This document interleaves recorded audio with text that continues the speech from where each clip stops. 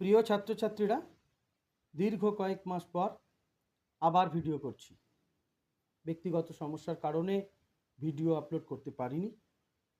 চেষ্টা করব নিয়মিত তোমাদের জন্য গুরুত্বপূর্ণ ভিডিও আপলোড করার। আজ আমি তোমরা যারা বর্ধমান বিশ্ববিদ্যালয়ের দ্বিতীয় সেমিস্টারের ছাত্রছাত্রী, তাদের জন্য শিক্ষাবিজ্ঞান বিষয়ের শেষ মুহূর্তের প্রস্তুতি হিসাবে সাজেশন দেব। মাত্র 10টি প্রশ্ন আমি তোমাদের জন্য রেখেছি। এর মধ্যে থেকেই তোমরা প্রশ্ন কমন পাবে। তবে একটা কথা মাথায় রাখবে, প্রশ্ন হুবহু নাই হতে পারে, তবে এর মধ্যে থেকে নিজস্ব উপস্থিত বুদ্ধির সাহায্যে অবশ্যই সমস্ত প্রশ্নের উত্তর তোমরা লিখে আসতে পারবে। চলো দেখে নেওয়া যাক প্রশ্নগুলি। 1 নম্বর প্রশ্ন, শিক্ষা মনোবিজ্ঞান কাকে বলে? শিক্ষা মনোবিজ্ঞানের প্রকৃতি ও বৈশিষ্ট্য আলোচনা করো। 2 নম্বর প্রশ্ন,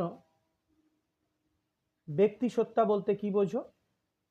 ব্যক্তিসত্তা পরিমাপের পদ্ধতিগুলি লেখো। 3 নম্বর প্রশ্ন, মানব জীবনে বিকাশের গুরুত্বপূর্ণ স্তরগুলি আলোচনা করো। 4 নম্বর প্রশ্ন, প্রাচীন ও সক্রিয় অনুবর্তন তত্ত্বের পার্থক্য আলোচনা করো। 5 নম্বর প্রশ্ন, স্কিনারের সক্রিয় অনুবর্তন তত্ত্ব ব্যাখ্যা করো। 6 নম্বর প্রশ্ন, জ্ঞানমূলক বিকাশ কি?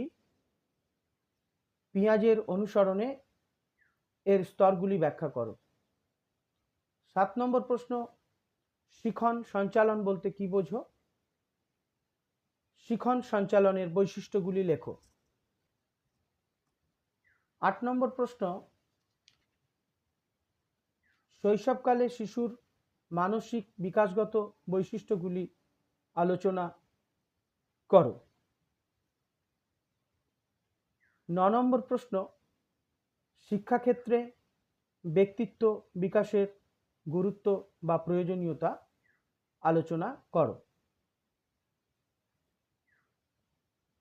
10 নম্বর প্রশ্ন, বৃদ্ধি ও বিকাশের বৈশিষ্ট্যগুলি আলোচনা করো।